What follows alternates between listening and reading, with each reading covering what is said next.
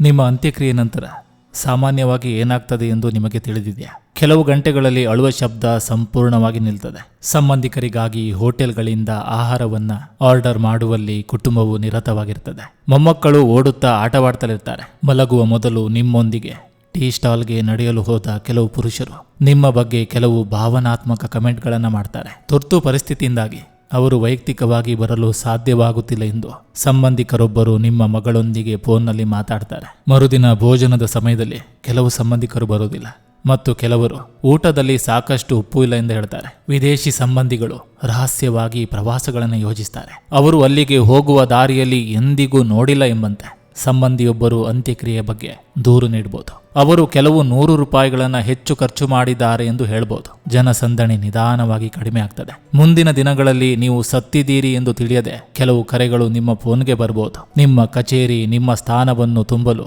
ಯಾರನ್ನಾದರೂ ಹುಡುಕಲು ಧಾವಿಸ್ತದೆ.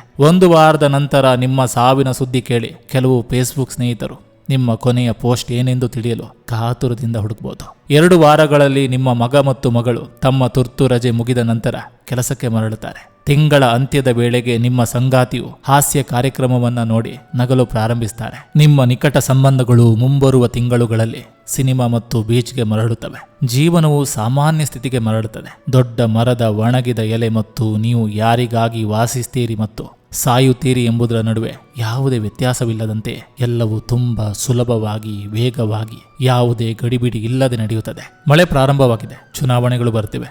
ಬಸ್ಗಳು ಎಂದಿನಂತೆ ಕಿಕ್ಕಿರಿದಿವೆ. ನಟಿಯೊಬ್ಬರು ಮದುವೆ ಆಗ್ತಿದ್ದಾರೆ. ಹಬ್ಬ ಬರ್ತಿದೆ. ವಿಶ್ವಕಪ್ ಕ್ರಿಕೆಟ್ ಯೋಜಿಸಿದಂತೆ ನಡೆಯುತ್ತಿದೆ. ಹೂವುಗಳು ಅರಳಿವೆ ಮತ್ತು ನಿಮ್ಮ ಸಾಕು ಪ್ರಾಣಿ ಮುಂದಿನ ನಾಯಿ ಮರಿಗೆ ಜನ್ಮ ನೀಡಿತು. ಈ ಜಗತ್ತಿನಲ್ಲಿ ನಿಮ್ಮನ್ನು ಅದ್ಭುತ ವೇಗದಲ್ಲಿ ಮರೆತು ಬಿಡಲಾಗ್ತದೆ. ಈ ಮಧ್ಯೆ ನಿಮ್ಮ ಮೊದಲ ವರ್ಷದ ಮರಣ ವಾರ್ಷಿಕೋತ್ಸವವನ್ನ ಅದ್ದೂರಿಯಾಗಿ ಆಚರಿಸಲಾಗ್ತದೆ. ಕಣ್ಣು ಮಿಟುಕಿಸುವಷ್ಟರಲ್ಲಿ ವರ್ಷಗಳು ಕಳೆದಿವೆ ಮತ್ತು ನಿಮ್ಮ ಬಗ್ಗೆ ಮಾತನಾಡಲು ಯಾರೂ ಇಲ್ಲ.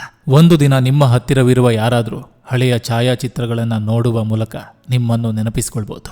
ನಿಮ್ಮ ಊರಿನಲ್ಲಿ ಭೇಟಿಯಾದ ಸಾವಿರಾರು ಜನರಲ್ಲಿ ಒಬ್ಬ ವ್ಯಕ್ತಿ ಮಾತ್ರ ಕೆಲವೊಮ್ಮೆ ನಿಮ್ಮನ್ನು ನೆನಪಿಸಿಕೊಳ್ಬಹುದು ಮತ್ತು ಮಾತಾಡಬಹುದು. ಪುನರ್ಜನ್ಮ ನಿಜವಾಗಿದ್ರೆ ನೀವು ಬಹುಶಃ ಬೇರೆಯವರಂತೆ ಬೇರೆಡೆ ವಾಸಿಸುತ್ತಿದ್ದೀರಿ. ಇಲ್ಲದಿದ್ರೆ ನೀವೇನೂ ಅಲ್ಲ ಮತ್ತು ದಶಕಗಳ ಕಾಲ ಕತ್ತಲೆಯಲ್ಲಿ ಮುಳುಗ್ತೀರಿ. ಈಗ ಹೇಳಿ, ಜನರು ನಿಮ್ಮನ್ನು ಸುಲಭವಾಗಿ ಮರೆಯಲು ಕಾಯುತ್ತಿದ್ದಾರೆ. ಹಾಗಾದರೆ ನೀವು ಯಾವುದಕ್ಕಾಗಿ ಓಡ್ತಿದ್ದೀರಿ ಮತ್ತು ನೀವು ಯಾವುದರ ಬಗ್ಗೆ ಚಿಂತಿಸುತ್ತಿದ್ದೀರಿ? ನಿಮ್ಮ ಜೀವನದ 80ರಷ್ಟು ಭಾಗ ನಿಮ್ಮ ಸಂಬಂಧಿಕರು ಮತ್ತು ನೆರೆಹೊರೆಯವರು ನಿಮ್ಮ ಬಗ್ಗೆ ಏನು ಯೋಚಿಸ್ತಾರೆ ಎಂಬುದರ ಬಗ್ಗೆ ನೀವು ಯೋಚಿಸ್ತೀರಿ. ನೀವು ಅವರನ್ನು ತೃಪ್ತಿಪಡಿಸಲು ಜೀವನವನ್ನು ನಡೆಸುತ್ತಿದ್ದೀರಾ? ಯಾವುದೇ ಪ್ರಯೋಜನವಿಲ್ಲ. ಜೀವನವು ಒಮ್ಮೆ ಮಾತ್ರ ಬರ್ತದೆ. ಅದನ್ನು ಪೂರ್ಣವಾಗಿ ಜೀವಿಸಿ. ನಿಮ್ಮ ಸಾಮರ್ಥ್ಯಕ್ಕೆ ತಕ್ಕಂತೆ ಪ್ರೀತಿಯಿಂದ ಅಗತ್ಯವಿರುವ ವ್ಯಕ್ತಿಗೆ ಸಹಾಯ ಮಾಡಿ. ಅವನು ಯಾವಾಗಲೂ ನಿಮ್ಮನ್ನ ನೆನಪಿಸಿಕೊಳ್ತಾನೆ.